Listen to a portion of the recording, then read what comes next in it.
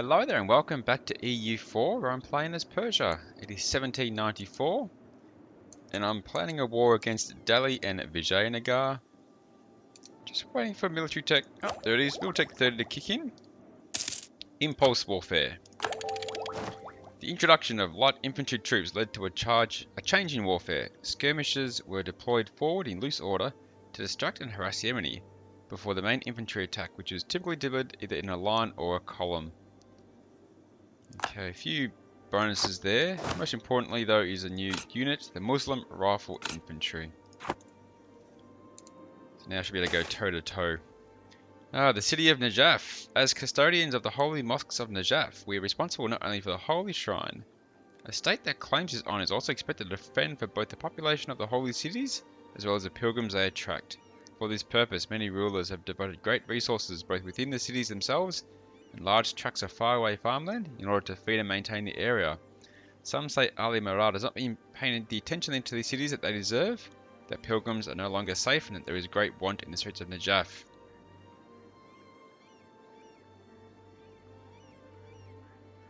Let's set up more land for the upkeep, lose some more tax, probably for the rest of the game pretty much. I'm just waiting for morale to build back up because of these new units. What is my combat width at the moment? 40.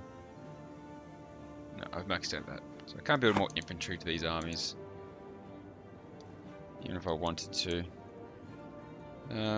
Let's get my fleet safe. Aleppo should be safe, but Aden won't be.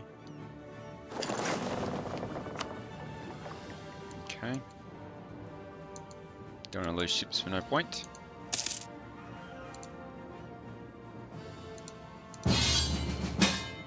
Ah, oh, Russia, what are you doing? Calling me in arms against Yan, Korea, and Manchu. Okay, well, change of plans.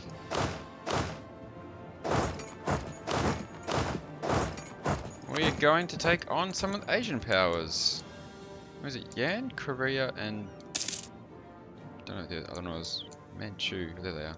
Okay.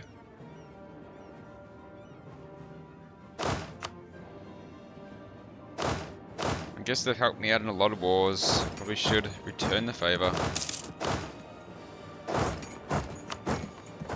guess it means I can get my fleets back out there.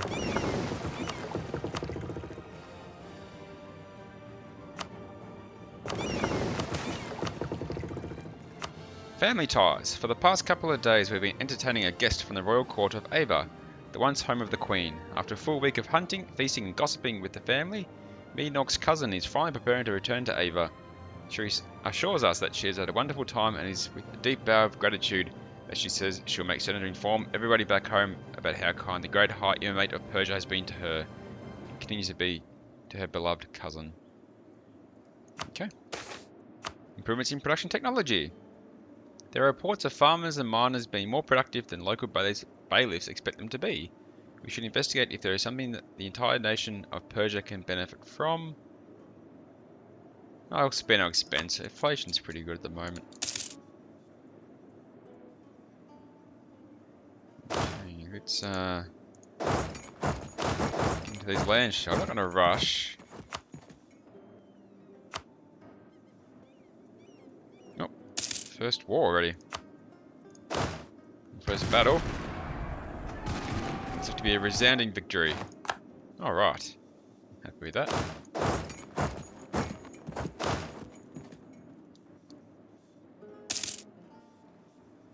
I might send these two guys up this way. There's not much room to move around here.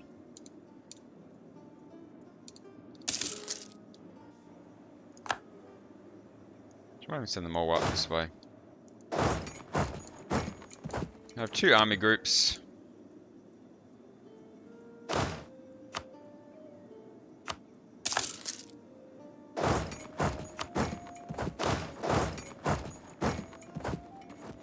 We'll help out the Russians with their war. I don't mind.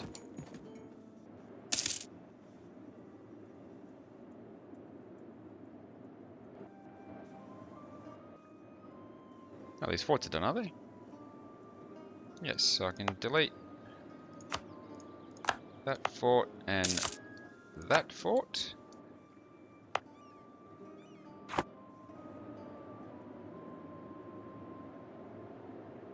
We even delete this one now, I think. There we go. Save some money.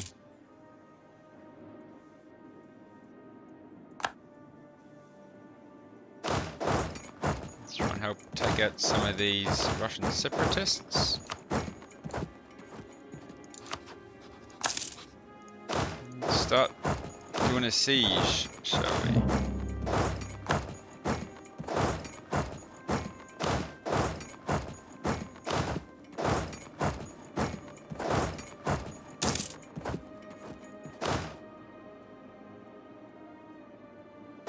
How strong is Yan's? They're 29 mil tech, so a bit below.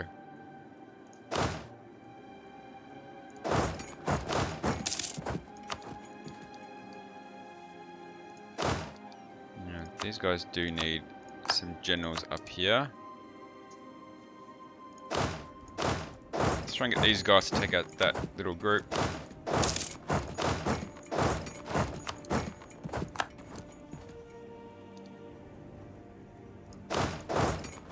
Can't go around, they're kind of stuck for the time being until that siege is done.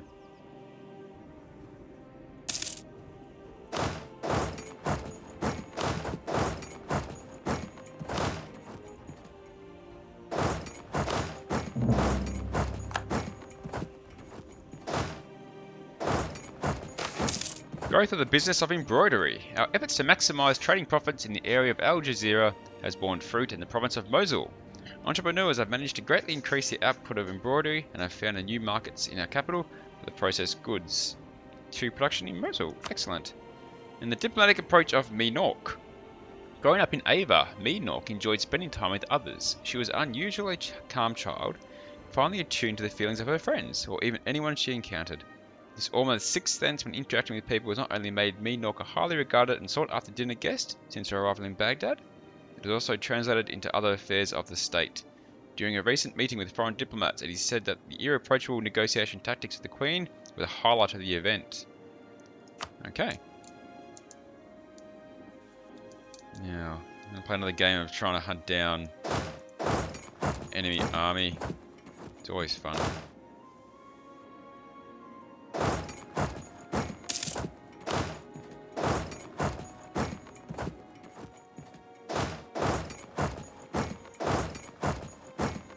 There's a siege done. Move these guys up now.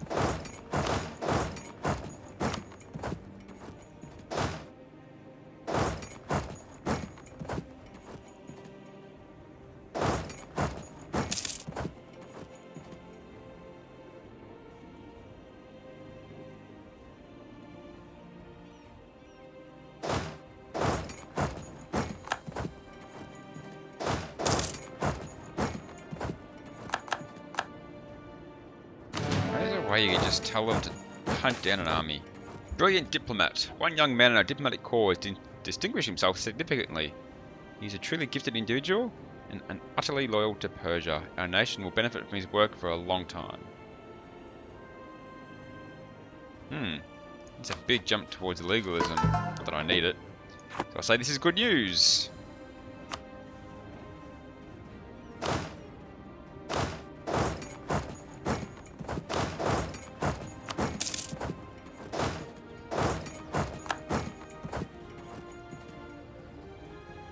So annoying trying to chase down AI armies, especially when I know that I would beat them in a war.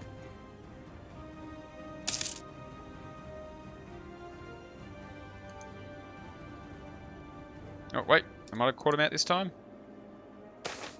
National Bank. The establishment of a bank has given us a reputation of seriousness and reliability. It has allowed our government a much greater flexibility in raising funds for warfare. Whoa.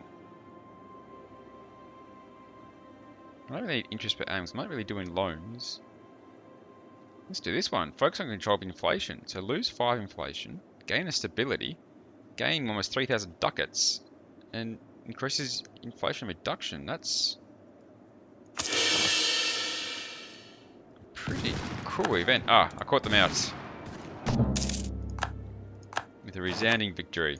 Okay. Let's get these guys back into the war. I did lose a general, unfortunately.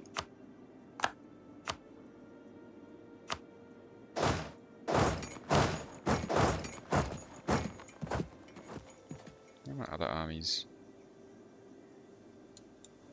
Oh. A nation is in mourning of the loss of a previous monarch, Ali Murad. He fell down a set of stairs to his death. Oh. Interesting. However, Solomon will now rule, who is a 365 leader, so that's impressive. But my heir is 300, that's not as impressive. So not the greatest heir.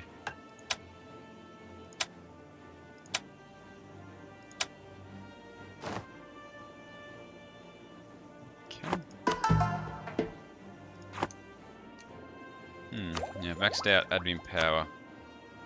So might need to take that tech on. The Rotherham plough. The basic plough in use in Europe has been unchanged since the Roman times. Now, thanks to improvements in design, the same plough can be made much lighter, reducing workload on draft animals, allowing them to do more work. Okay.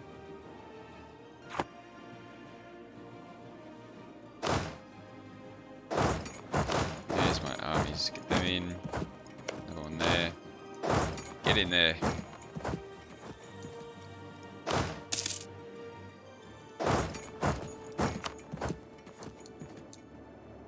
Does at war with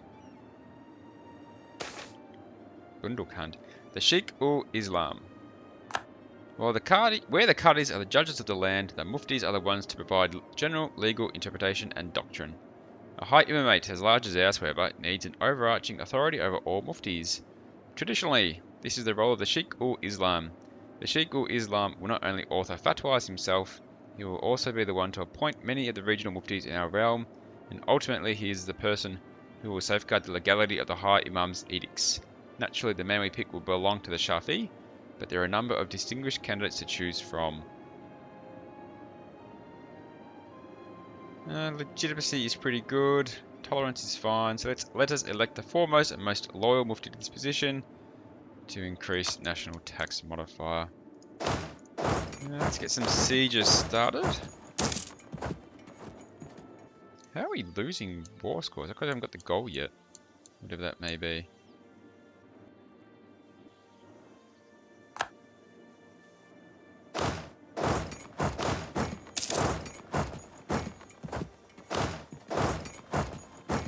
Because, I guess Yan looks like they're taking a lot of land.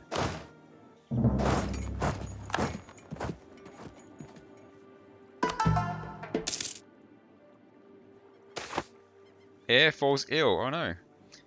Not my bad heir. The heir, Muhammad Ali, breathes heavily.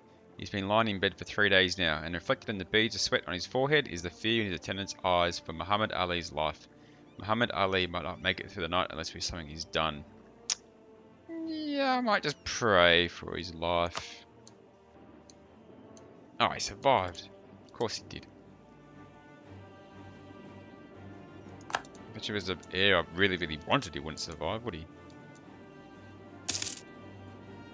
Oh, the Ottomans are no longer a valid rival. Took longer than I thought, though, to be honest.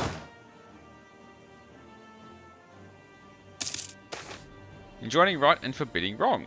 Muslims are encouraged in the Quran to take an active role in the community in order to enjoin right and forbid wrong. While this command has been interpreted in many ways by Muslim scholars, it was sometimes used by reformist groups to justify the forceful spread of more extreme views. A group of charismatic mosque preachers in Baghdad have begun calling for the end of unorthodox religious practices and are inciting the populace against the Sufis, leading to violence and street battles. We'll stamp down on the movement.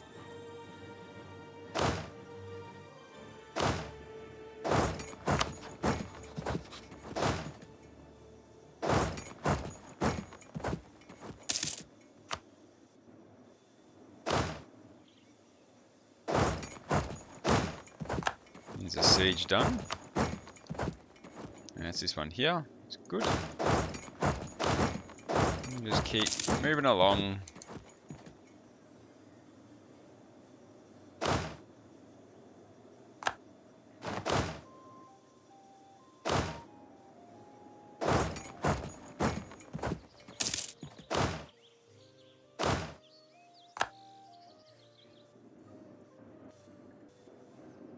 Try and use my troops better. I'm coping a bit of attrition loss.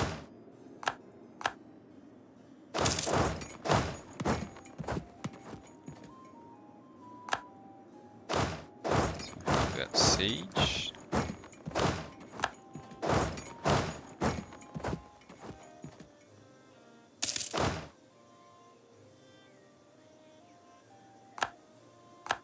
Fighting all the uprisings at the moment more than anything. Split those guys in half, that should help a bit there.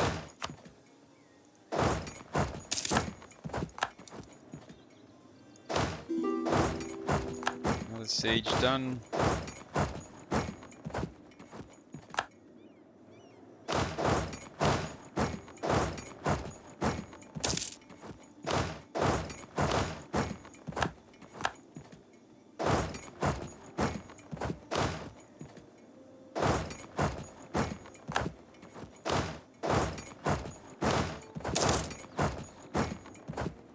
Austria declared war on the Ottomans. Yeah, Ottomans have always pushed out of Europe. It's pretty impressive.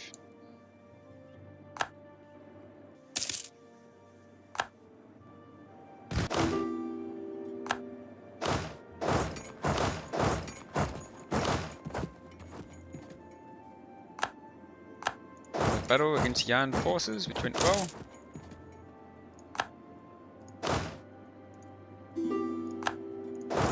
Oh, Beijing. We're right in the heart of China, aren't we? Everyone wants military access. You know what? Let's grant it.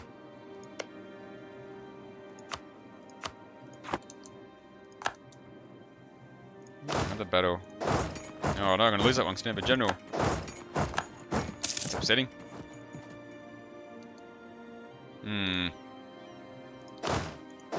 I'm going to hunt down that army now. They've upset me.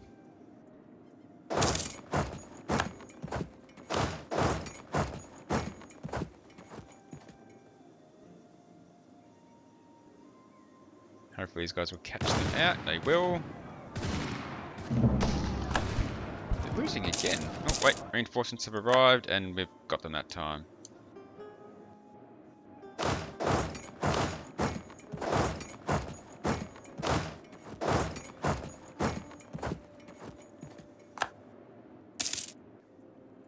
East Korea's armies have arrived. I might focus on this part down here.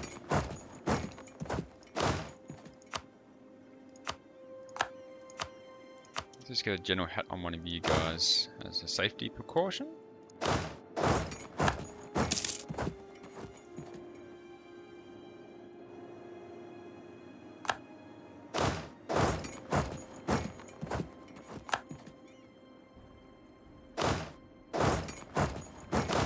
Start sieging this place down.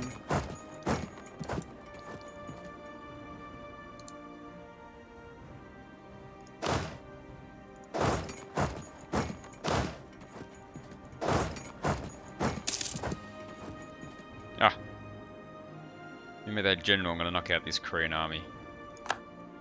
I think. Yes. Excellent.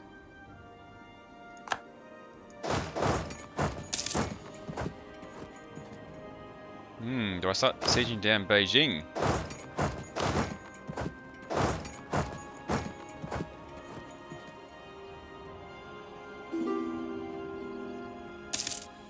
Right in the heart of China, aren't I? Definitely in the heart of China. Who would have thought I'd be playing around here?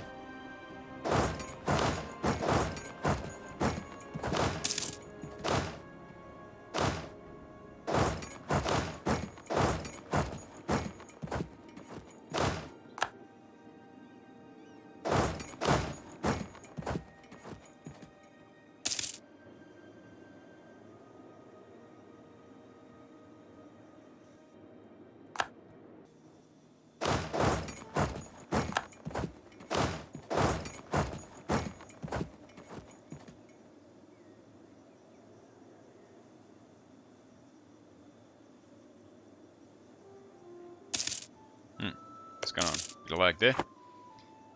Yeah, I'm not sure really to talk about it. I'm just moving through province by province. Taking all these lands. It's all going quite well at the moment. Continuing a few battles, which is good. Oh. Getting all the way up there. Sieging down Beijing. Siege down this province as well.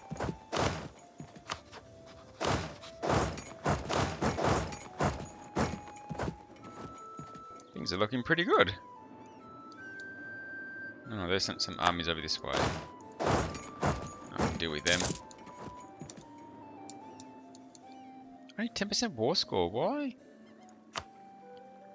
Capital, goal is to take the capital of the Leong. Where is that capital?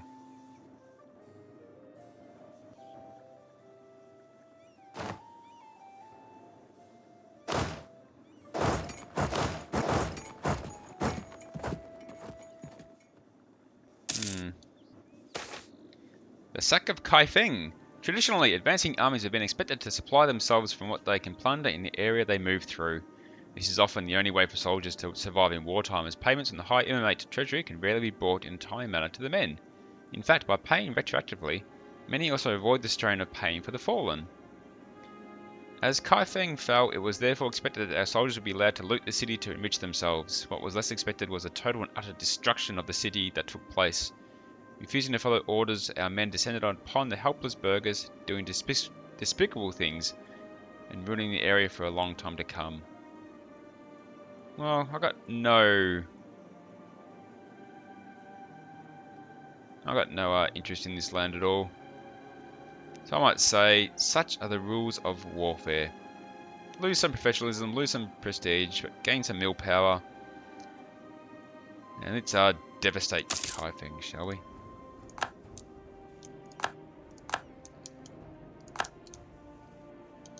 Okay, and I think I might leave it there for now. Oh, no, the war's over. So Yan has ceded a few provinces to Russia. Yan will give cause to Wu, okay. So a bit of broken up. Yarkin's released. I didn't really get much out of that, but oh well. It was a bit of a fun little war, wasn't it? Let's get all my armies back. Heading towards Delhi again, and that would do for this episode. Yeah, a bit of fun, bit of a war against Yan, helping out my Russian friends. They've helped me plenty. Next time I'll try and start my own war against Delhi. Until then though, thanks for watching guys, I appreciate the support. Take care out there, and as always, I hope to see you next time.